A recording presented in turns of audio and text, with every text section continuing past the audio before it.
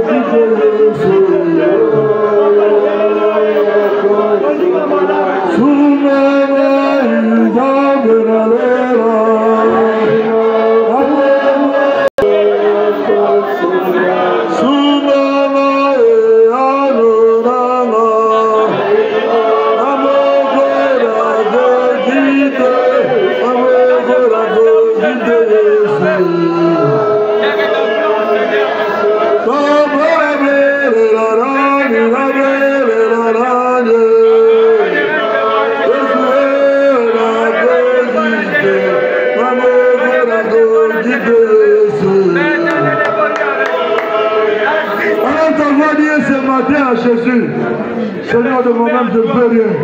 J'ai besoin de toi, Seigneur. Viens m'aider. Viens mon secours parce que j'ai besoin de ton Esprit Saint. Le mal est là, maintenant, on va quitter la tombe. Quand les autres gagnotent, mes chasseurs, les autres gagnotent. En bénédiction, mon livre, les autres gagnotent, Yesu. Même on va quitter la tombe. Yesu, Soumana, Yesu.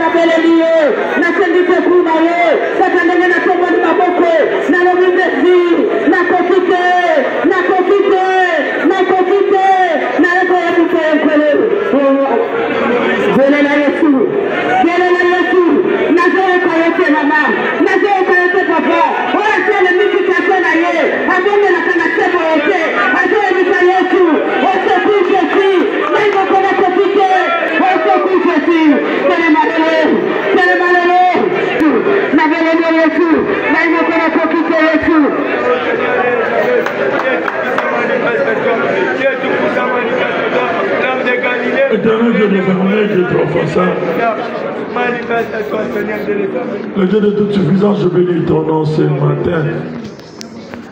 Je te lève parce que tu es le vrai et le véritable Dieu. Le Dieu qui ne déçoit jamais. Le Dieu qui ne trahit jamais. Le Dieu qui n'abandonne jamais. Le Dieu qui se suffit à lui-même. C'est lui qui dit bon, la chose arrive, c'est toi, Seigneur. Nous sommes venus ce matin pour que tu dises un mot. En fait de ce qui ne va pas dans nos vies puisse arriver. Seigneur, dans tout ce que tu feras, nous te recommandons toute la gloire. Nous voulons que toi et toi seul tu règnes, que l'homme ne puisse pas régner. Que toi tu règnes, parle-nous. Dispose nos corps, nos âmes, nos esprits. Ramène nos pensées captives à l'obéissance de ta parole. Que tout ce que nous allons écouter en ce lieu, que cela tombe dans une terre fertile et produise des fruits dignes de toi. En ton nom et en ton nom seul, nous t'avons ainsi prié et nous disons gloire et louange à toi, Seigneur Dieu.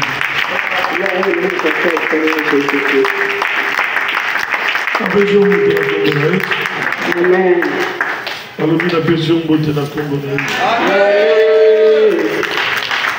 Nous sommes venus pour prier. Avant que nous puissions prier, nous ouvrons nos Bibles dans le livre de Jean 14.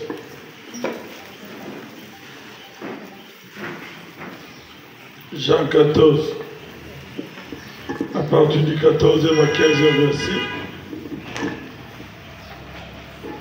Si vous demandez quelque chose en mon nom, je le ferai. Si vous m'aimez, gardez mes commandements. Et moi, je prierai le Père,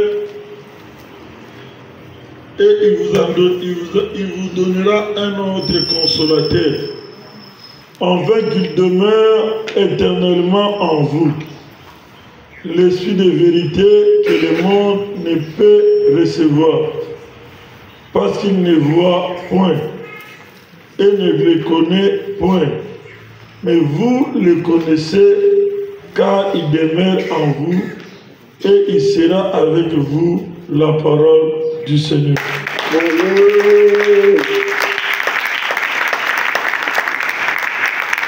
La Bible dit, si vous me demandez quelque chose à mon nom, je le ferai. Si vous m'aimez, gardez mes commandements. C'est alors qu'il nous enverra le Saint-Esprit de Dieu. Mais nous venons de fêter la venue du Saint-Esprit dans nos vies. Jésus avait dit à ses disciples, viendra. L'esprit que je vous enverrai, c'est l'esprit de vérité. Cet esprit-là vous enseignera, vous montrera. L'esprit-là vous éduquera et vous montrera toutes choses. Il a dit, si vous demandez à mon nom, je vous le donnerai. Chacun de nous a un souci. Chacun de nous a une préoccupation. Si on demande à son nom, il va le faire comme il a dit. Quand on met si, c'est une condition, n'est-ce pas? Si. C'est conditionnel. Si vous demandez, je vous donnerai. À mon nom, je le ferai, dit Jésus. Il dit encore, si vous m'aimez, gardez mes commandements. C'est encore une autre condition. Celui qui aime Christ, il doit garder les commandements de Christ. Il doit chercher à marcher comme Christ. Il doit chercher à parler comme Christ. Il doit chercher à être comme Christ. Il doit chercher à être l'image de Christ en lui. Quand on te voit, qu'on voit réellement, c'est papa, cette maman, c'est vraiment l'image de Christ en nous. Amen. Amen. C'est alors qu'il ajoutera, je vous enverrai un consolateur qui va demeurer éternellement en vous, qui sera permanent en vous, qui restera permanent parce que Jésus devait rentrer. Il a dit que si lui rentrait, de nous-mêmes nous ne serons pas faire face aux ennemis. Nous ne serons pas faire face au diable. Il faut qu'il y ait le Saint-Esprit de Dieu pour qu'il puisse nous donner la force, pour qu'il puisse nous solidifier, pour qu'il puisse nous donner à tout moment que nous présentons devant devant une situation difficile, que le Saint-Esprit vienne te donner le réconfort, qui vient te donner la force, qui vient te soutenir. Tous nous avons besoin de Saint-Esprit, du Saint-Esprit. Mais avant que le Saint-Esprit vienne dans nos vies, il faut que les esprits de nos familles qui nous ont condamnés, qui nous ont manipulés pendant tout ce temps fassent quoi? Nous quittent. Amen. Amen. Il faut que les œuvres et les esprits de nos familles et le Marakacha comme on a yo. Il faut que oh Bota et Lona, oh Bota et Tcha, oh Ereferamana yo, oh Emanipiramana yo. Pour être ces esprits-là doivent nous quitter. Et c'est quelqu'un qui dit Amen. Parce que souviens-toi, la Bible dit ceci. Il n'y a pas cohabitation entre la lumière et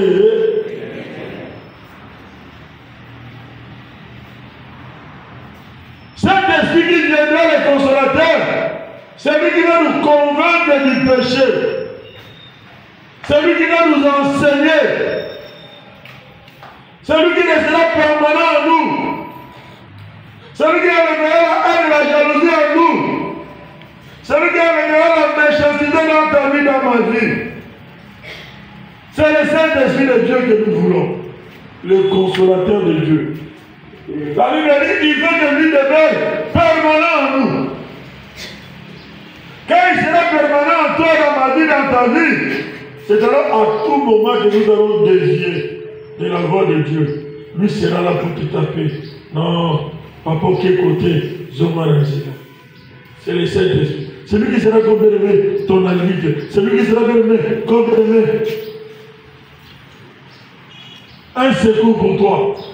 C'est lui qui sera comme un guide pour toi et moi. Le Saint-Esprit de Dieu. Mais avant qu'il arrive, bien-aimé, il ne peut pas venir dans ta vie, dans ma vie, aussi longtemps qu'il y a encore des choses, il y a encore la sémence des esprits de nos familles en nous. Mais celui qui a Christ, celui qui a l'Esprit de Dieu, tu n'auras pas fait des efforts pour enseigner aux gens, pour dire aux gens que moi je suis chrétien, moi je suis chrétien. Non.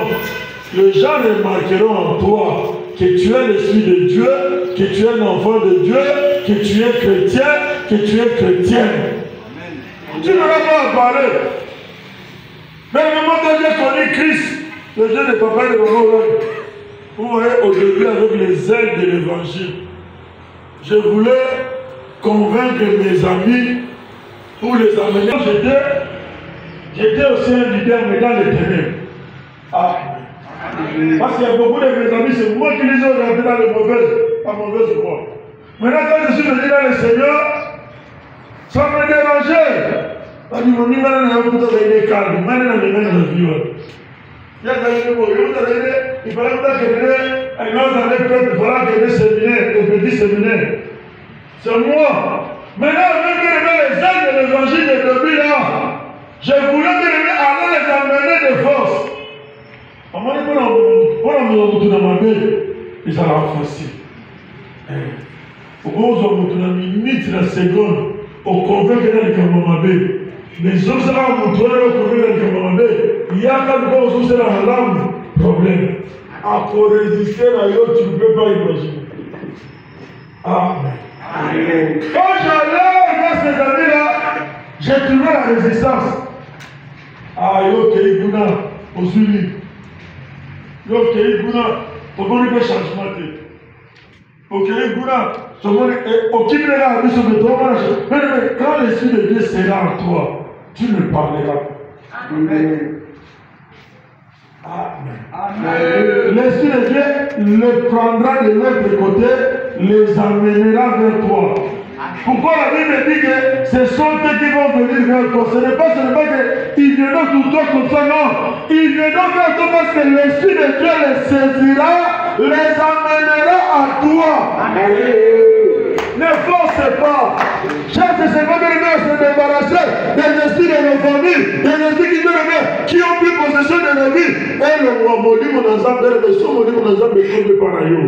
Même si on a une malédiction, automatiquement, au coma, bénédiction. Même si on a une malédiction,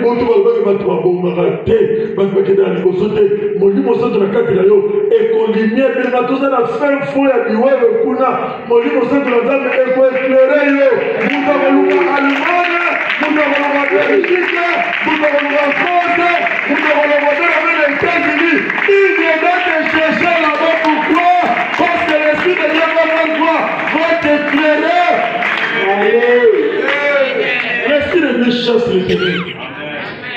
Mais tu peux être ici, regarder la nuit, surtout quand on est dans, surtout sur le moto.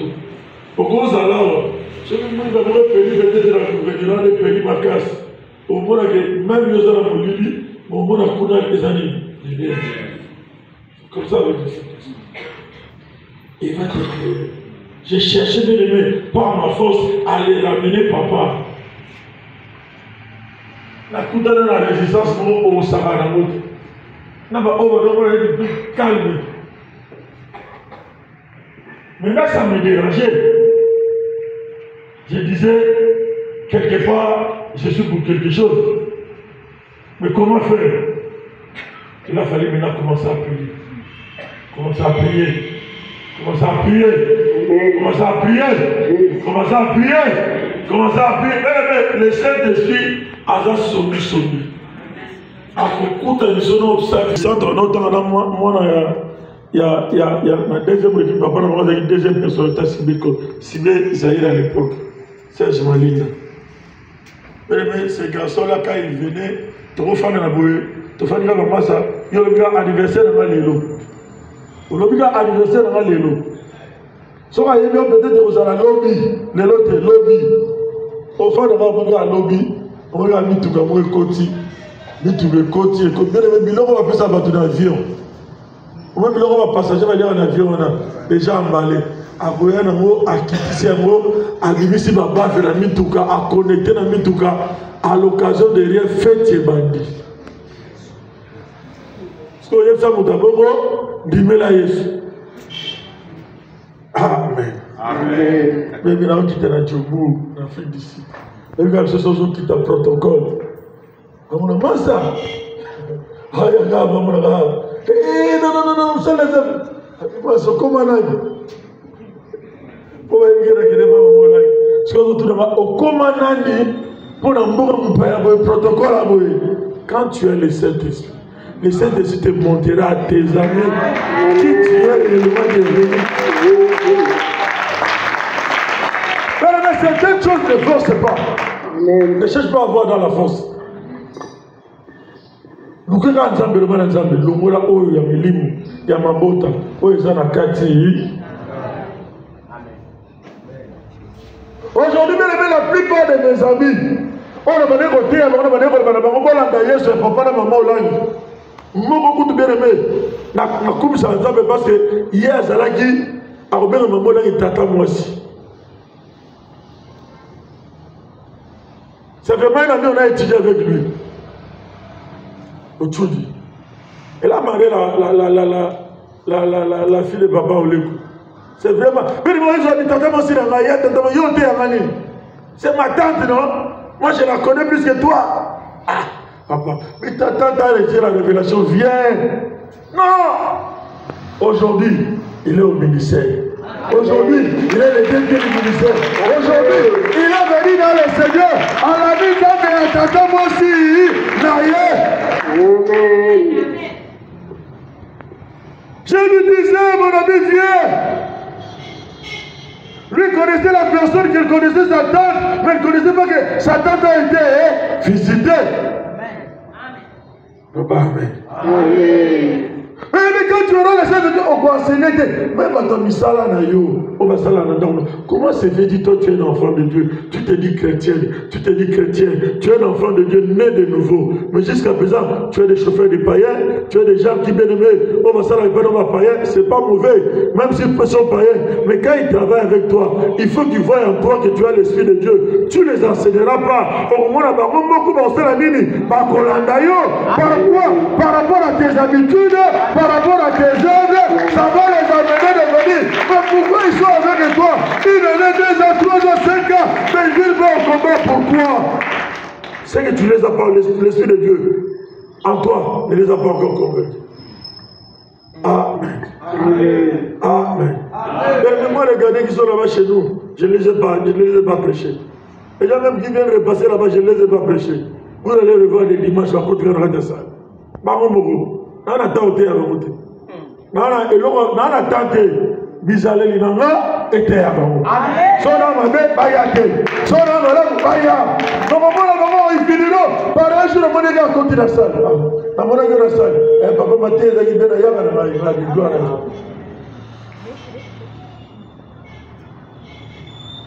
Si vous gardez mes commandements, si vous demandez quelque chose, je vous le ferai accomplir. Si vous gardez les commandements de Dieu, c'est quoi? Dans le menu, nous devons savoir qu'il y a des choses. Il y a les promesses de Dieu. Nous avons les promesses et les devoirs. Amen. Nous sommes appelés à faire ce qui est notre devoir. Quand nous ferons notre devoir, Dieu accomplira les promesses. Parce que ce sont nos droits. Les promesses de Dieu sont des droits pour nous. Mais le devoir, toi, un enfant de Dieu, tu es appelé à accomplir les devoirs de Dieu. Quand tu accompliras les devoirs de Dieu, le devoir de Dieu, c'est quoi? C'est marcher selon les principes de Dieu, respecter les 10 commandements, le règlement d'ordre intérieur céleste. Amen. Amen.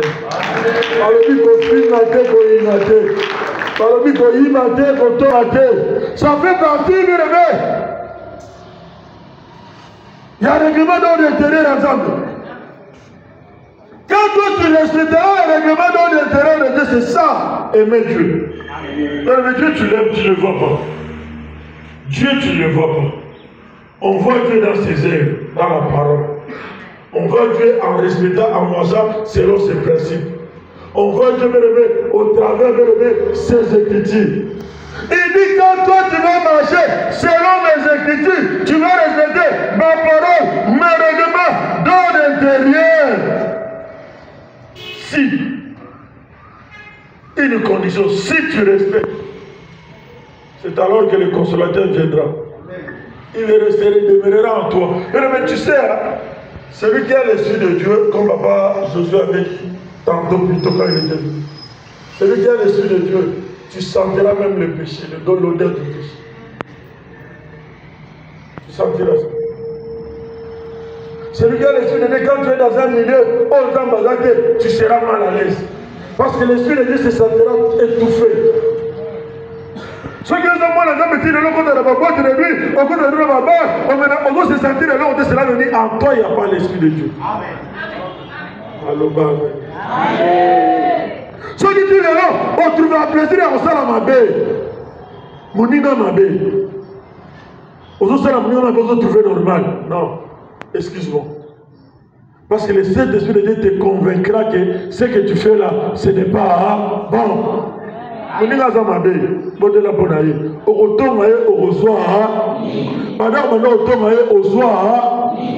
Mais nous devons parler de Christ. Moi, je n'ai pas le temps de parler de ta vie. Quand tu viens chez moi, papa, je chercherai à te parler de Christ. Nana besoin de ce qu'on va pas dans le mettre les solats, mon nina, frère, monsieur Dona. Hier, baga, on va la soumis, soumis, on va soumis, soumis, pour l'envoyer du saïd. Moi, la voyage du saïd. Amen. On y est pas dans le papa. Oh, papa, salut, moi, salut, moi, non, papa, hein, frère, d'elle, à un retour, me parle là. Alors, d'un moyen, nous sommes dans le tournoi, on est dans le bain, on est dans le contact, on est dans le pied. On va la geste. Oh, ça veut dire.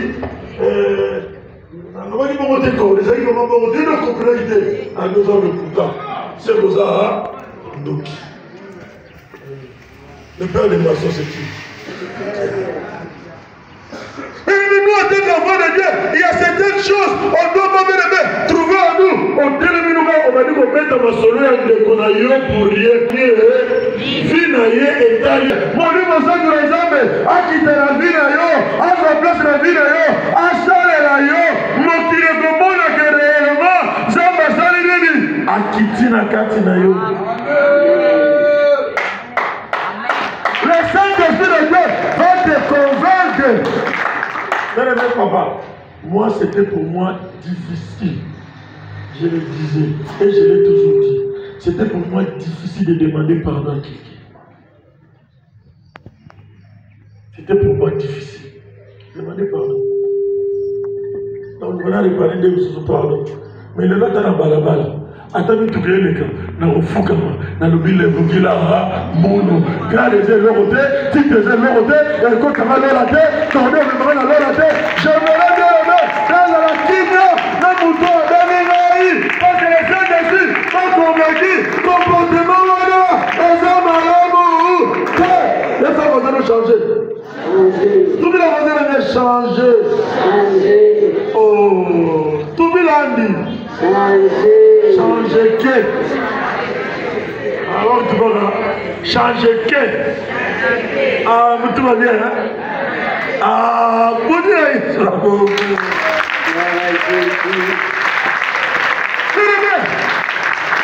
Au moment où il est là, si on regarde tout le monde, on va pas y avoir côté dessus.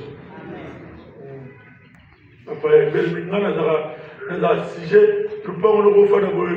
Et moi, les gars, 2-3 jours de moto, il y a des caméras. Soit tu vas y aller, soit tu vas y aller, on est comme toi, n'a plus de plus sambe, la race, tu vas la nana, tu as la moto, maman, tu as la nana, tu as la maman, tu as la comportement, les païens, je t'ai eu. A bien, vous avez vu dans la sambe la tête. Mais il y a des gens qui ont sambe la même camomé, la quartier, malheureusement, il n'enseigne pas. Il y a un enfant. Nous devons les enseigner. Parce que nous avons reçu une mission. La mission, c'est quoi? C'est de développer le camp du diable, n'est-ce pas? On fait de développer le camp de Dieu, n'est-ce pas? Mais si quand tu fais ça, Mouton il faut le terre à Yesu. Il y a déjà un comportement de Zamabé. Est-ce qu'il y a Yesu? Est-ce qu'il y a accompli mission de Zam? Nous avons accompli mission Mabota. na libota batombola yo oza chef soko ye na ministère na kati na ndako nzambe tala awa chef a moko Yesu Jésus-Christ de Nazareth le roi des rois le Seigneur des seigneurs le Dieu des dieux le tout puissant Jésus-Christ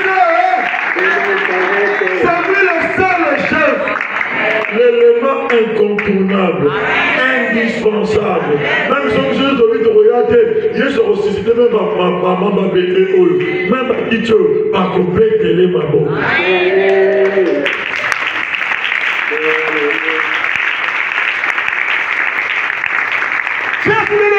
À savoir, mon ligne avant que les Saint-Esprit de Dieu n'arrive, toujours bien les dames, s'il te plaît, Seigneur, ton ça dans mon lit, mais il faut qu'avant mon lit, moi, il y a kanda, mon lit, moi, il y a haine, mon lit, moi, il y a kobo, mon lit, moi, il y a yibi, mon lit, moi, il y a jalousie, il y a lit, ça raté, et ça, la nini. Mais, dans le bien, on a la Bible, papa, ça, on a fait la solution de mon to kola na lisolo na camarade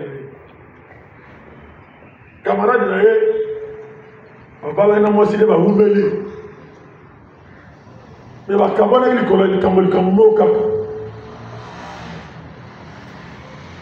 azo évoluer mon père il a dit un avocat est nommé dans deuxième mais dans le programme des papa dans les doloba d'ailleurs comprendre Yesu d'ailleurs comprendre que papa là d'ailleurs il y a une parce que maintenant le somme na joué dossier na joué na dossier son na kokio na moïté na voyé la juge wana na butu na tomo makambo fait changer il faut dans le somme na joué dossier et ça na rare pour à échouer akoya na butu ce qui dernier au sala à convaincre le juge na butu si abandonne le bango abi moi si je n'arrive pas à convaincre le juge les jours la nuit je vais venir je vais le convaincre la nuit. Les jours, il va changer la décision. Mais qu'est-ce qui s'était passé? Lui, il était païen. Papa était un politicien, il s'est avéré qu'un jour, à soi comme moi, si vous voyez, après moi, si vous voyez, à 5 mois, si pardon, tout. Soit déjà va pardonner. Mais à tout moment, s'il y a un problème, moi, si vous avez pour appeler les gars de Kamona, Oyembi Magamosala, Oyembi Nemosala, je me dis à papa dans le micro, mais ça n'est de trop. Moi je croyais que toi tu m'as déjà pardonné. Comme si tu continues ce que tu n'as pas pardonné, à partir d'aujourd'hui il va le couper. Il va aller le couper à Gabo. Il faut cet esprit d'âme, allo ou la manayo, on lit moi, il y a manque à pardon. On lit moi, il y a colère. On lit moi, il y a haine. Ok, on a fait nous. Je te dis la vérité. Ça va pas t'amener au ciel. Ça va t'amener même au ciel. Ah, tu es à Jésus. En principe, on ne doit pas avoir de problème entre nous ici. Chacun a ses problèmes. Problème de Jésus, il faut t'annoncer la conséquence. Il y a des condamnés. Luka Yesu, Asalanine, à compte à Bomonayo, à changer de situation Bomonayo. Ce n'est pas ton voisin. Tu vois, il n'en a pas d'amis. La Sainte de Dieu, il faut qu'il y ait à nous, chaque dimanche, que chacun de nous arrive à convaincre une personne pour l'amener dans les Seigneurs. Mais moi, j'ai fait beaucoup d'années ici. Il y a certaines choses, je me dis, j'ai beaucoup parlé. C'est compliqué. Il me regarde. Toi, tu as un câble avant-hier. Parce que tu as un câble, pour nous, le câble, et le monde et alors, je viens faire qu'il. Bon, ça y est. Fabio, tu as un câble. Avec mes coups d'abord, il y a un bon groupe, il y a un bon groupe. Après, ça n'a pas été l'auté. Dans le discours, câble d'autre. Avant, on va montrer au Yibi. Mais quand on a eu autour dans notre famille, je vous dis, famille n'a outil, et ça y a pas volonté. Vraiment. Famille n'a outil, tout n'a pas, et ça y a pas volonté. Mon temps, il famille n'a pas. Quand tu viens dans ma famille, ça y a pas volonté. Nous avons 11. Les 9, on le soit à la pote, on a ma nationalité. On a ma dame, on a pote.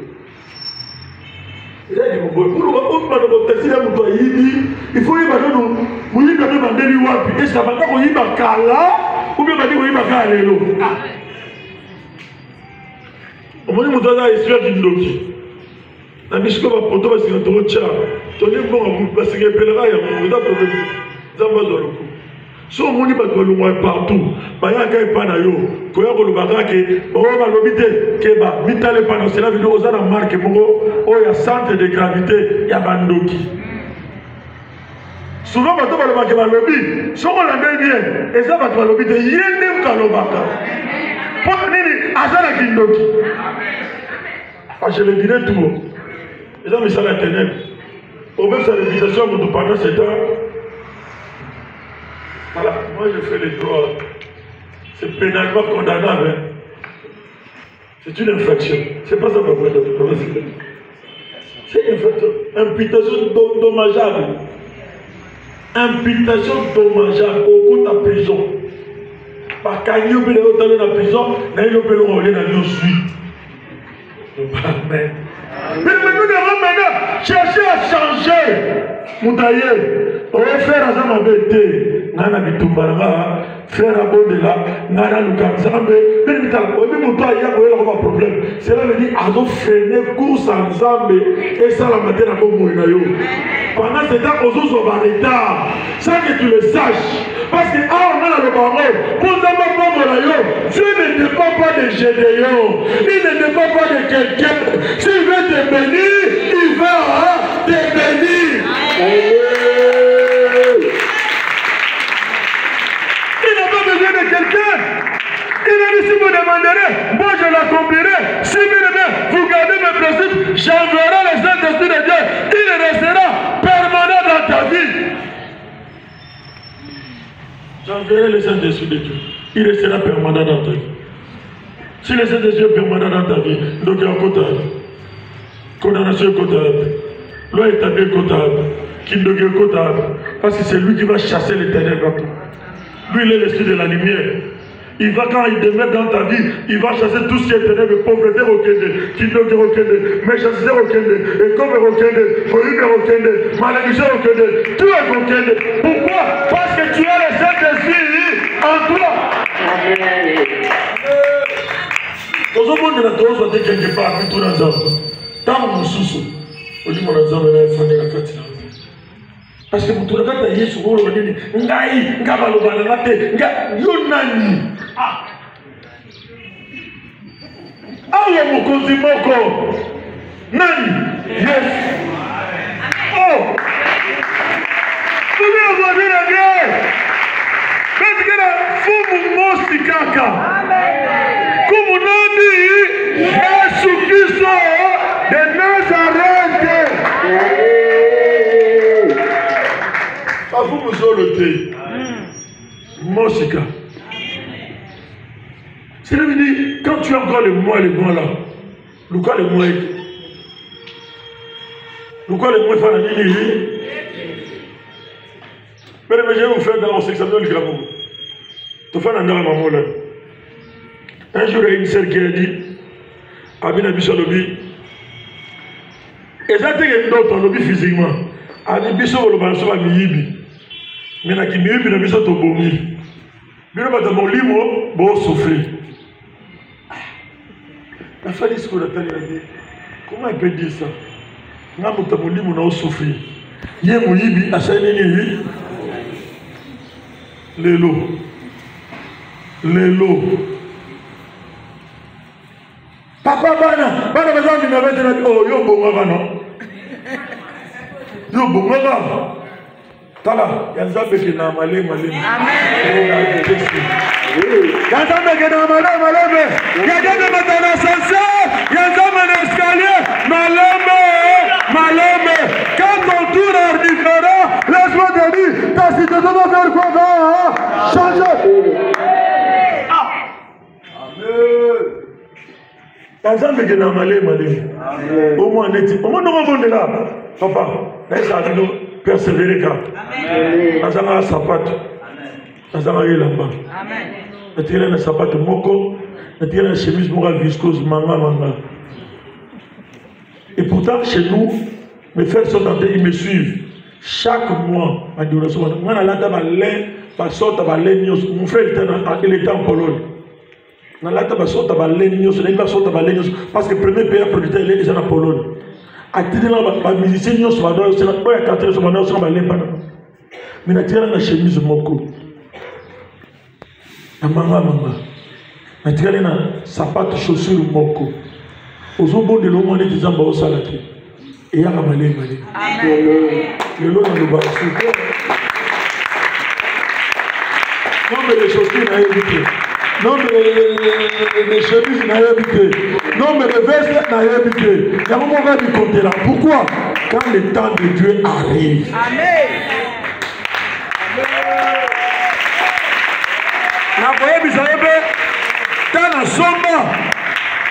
Et comment on a difficile, là je dois vous dire la vérité.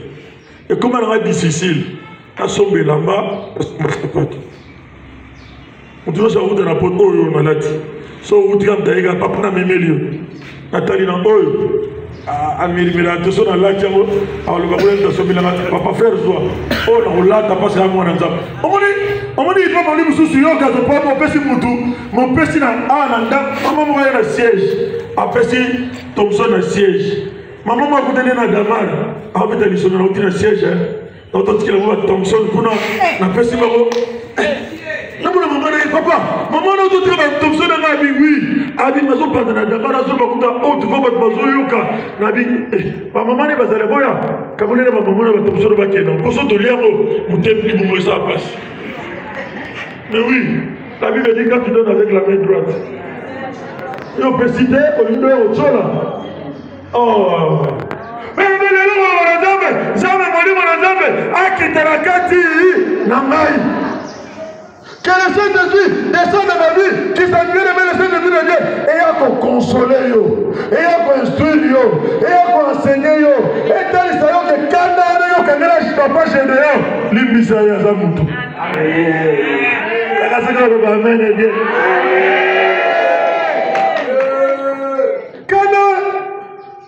Et si petit mon ami petit, tu sois dans la hôtel, tu es dans la hôtel, dans le hôtel, mon opposition, comment est ennemi bondé? En opposition, c'est la deuxième fois. Sauf que la deuxième fois, on va y aller parce que mon toit est limité au bon avec la deuxième fois. Amabé. Voilà, papa. Ça m'a pas moulé. Ça m'a pas moulé. Oui, si on fallait dans mon douter, moi j'ai cherché à connaître ses papas parce qu'on m'avait parlé de ses papas avant qu'ils viennent au ministère. Aujourd'hui, je te le dis. Mais quand on fait j'étais observé. N'a salle de repentance. Parce que il y a mais il fallait dans mon aïe. Mais quand on a fait un sans un mouton, aux unes d'enseignement mérité. Mais tu marches comme si quelqu'un qui était déjà enseigné.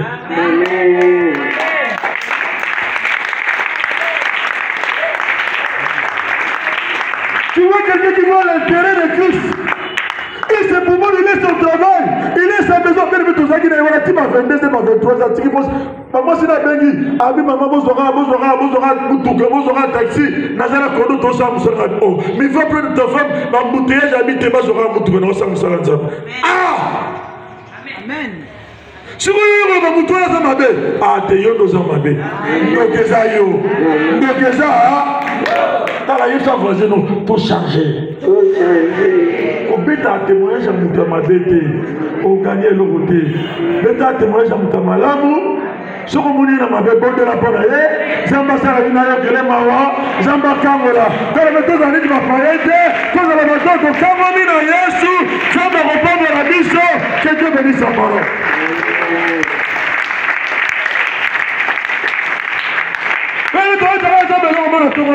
Mon dit mon ensemble est la quatrième mission. Par contre, dans ce vidéo, il a les gens qui ont Dubaï, la Dubaï a les souvent opposés, vous avez dit, il va dire, il va dire, après Zambé, mais à l'arrêt. Pour vous donner pas pour les gens Zambé. Alors, on a la musique de là, à tout la petite zone, il y a Dubaï, on s'est rencontré, on consomme peut-être la petite de la même ville, on consomme le Dubaï, moins cher. Moins cher. On va te mettre 50. Souvent, il y a 50. Il y a 50. Il y a 50. Est-ce que tous en va quitter? On ne peut pas vous le dire. Il faut vous donner la scène dessus. Pourquoi dans la main de Dago? Avant la Dago, moi, ils sont en bas. Et là, dans la place, je suis béni. Le quoi, la main, ils sont en bas.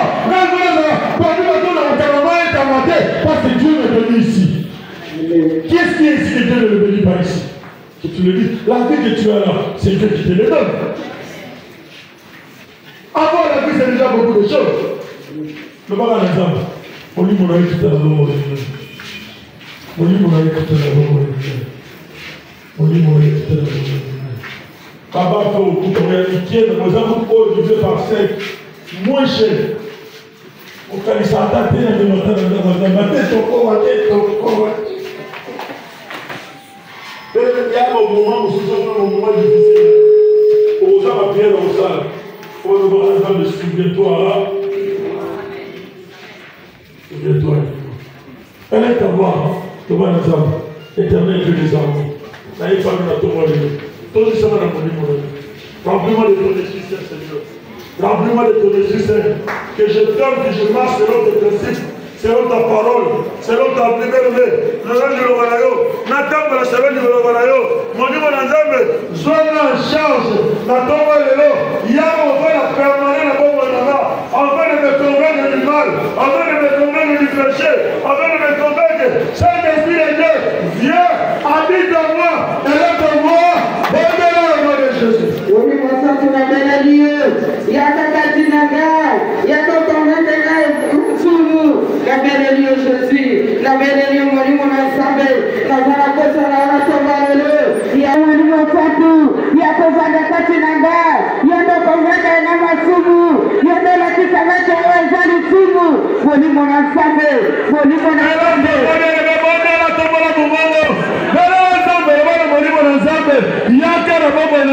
C'est toi l'esprit qui convainc, c'est toi le consolateur, c'est toi l'esprit qui enseigne. Enseigne-moi, convainc-moi, éduque-moi, change-moi, transforme ma vie. Et là, ta voix vers la main. Oh, comment consolateur, mon livre, mon enfant, on est capable. Il y a pour le monde, on a la canda, on a la haine, on a la jalousie, on a la montagne, on a la montagne.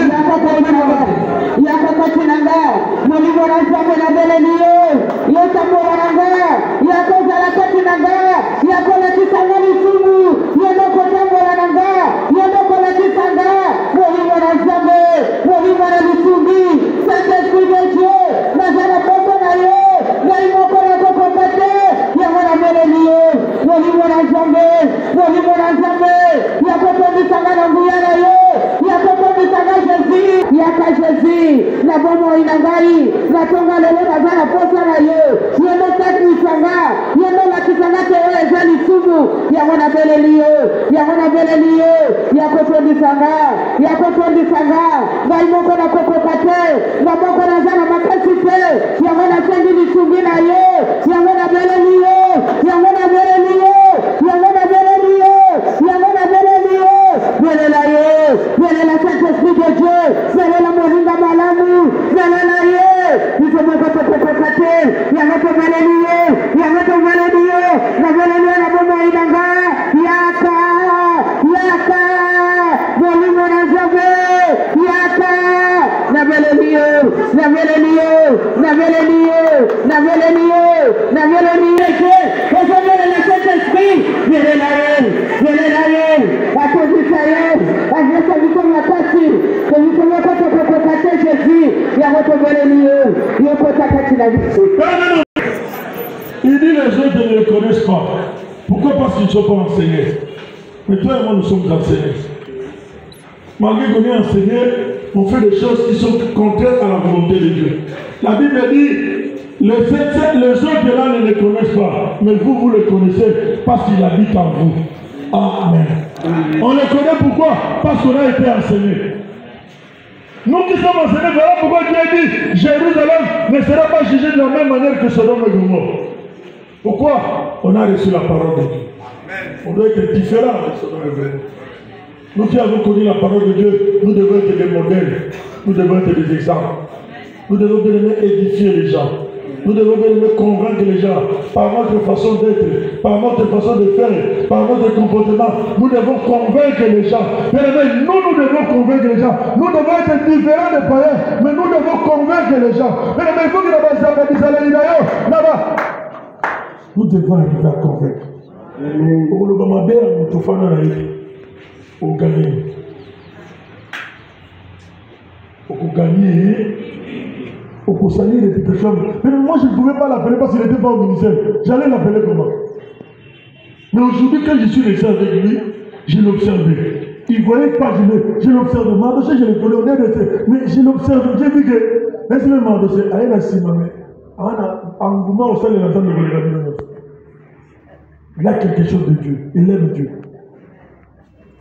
Et quand tu parles de mal de quelqu'un, tu gardes quoi? Quand tu salis quelqu'un, tu gardes quoi? Papa, on l'a dit, l'autre te l'a dit. Abi, ce qu'il y a à moi et ce qu'il y a à maman, c'était plus fort. Quand tu parles mal, tu crées ta propre tombe. Ah, je te l'ai dit aujourd'hui. Moi, c'est papa de Bambola qui m'a emmené ici, qui m'a envoyé ici. Quand tu parles de mal, tu n'as pas la vérité, tu crées ta propre tombe. Parce que tu es en train d'insulter Dieu qui m'a envoyé. Dieu a dit, qui es-tu? Si moi je suis mauvais, c'est lui qui m'a envoyé. Il a tout le potentialité de me corriger. Tu vas dans la salle. Il dit mon mabote est parce que nous sommes là, ils ont mis mon mabote. Le bas n'a jamais mis mon mabote est non, on a place de gros bas de l'autre pasteur. Le bas n'a jamais mis mon équita. Et je remplace la bonne monara. Et je remplace la vie nara. Et je remplace la dame nara. Et je remplace la bonne nara. Et je remplace. Mon livre est sur place. Mon livre est sur place. Mon livre est sur place. Mon livre est sur place. Au nom de Jésus. Alors ta voix. Le bas n'a pas mon livre là. Et je remplace la bonne nara. Et je remplace la vie nara. Mon livre est sur Jésus. Mon livre est sur la bonne nara. Et je remplace la bonne nara. Et je remplace la bonne nara. Et je remplace la bonne nara. Mon livre est sur la scène du livre là. La bonne livre là. La bonne livre là. Et je remplace la vie nara. Et je remplace la bonne nara. Et je remplace la bonne nara. La bonne est sur mon livre là est tout ça. Mon livre là est tout ça. Mon livre là est tout ça. Mon livre là est tout ça. Et tout à la bonne nara. Et je remplace la bonne nara. Et je remplace la bonne nara. Et je remplace la bonne nara. La bonne est liée. La bonne est liée. Jésus. Mon livre là est tout à fait nara. Mon livre là est tout à fait nara. Mon livre là est tout à fait nara. La bonne est liée Jésus. La bonne est liée Jésus. Mon livre là est. Et tout à la bonne nara. Et tout à la bonne nara. Et tout à la bonne nara. La bonne est liée. La bonne est liée. La bonne est liée. La bonne est liée. La bonne est liée. La bonne est liée Jésus. Mon livre là est tout à. Mon livre là est tout à. La vie nara. La bonne nara. La bonne nara. La bonne est liée Jésus. La bonne est liée Jésus. La bonne est liée Jésus. La bonne est liée Jésus. La bonne est liée Jésus. La bonne est liée Jésus. La bonne est liée Jésus. Viens là hier. Mon livre là est tout à. Mon livre là est salam. La kati na Mungu haina mwisho. Yamona mbele niyo. Yamona mbele niyo. Yamona mbele niyo. Yamona mbele niyo. Yamona mbele niyo.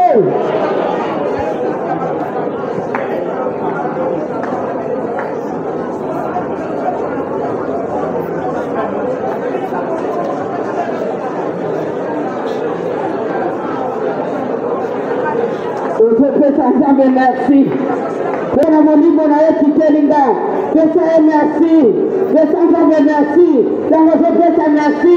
Et Seigneur, continue de donner à ces anges de te garder dans toutes tes voies, parole du Seigneur.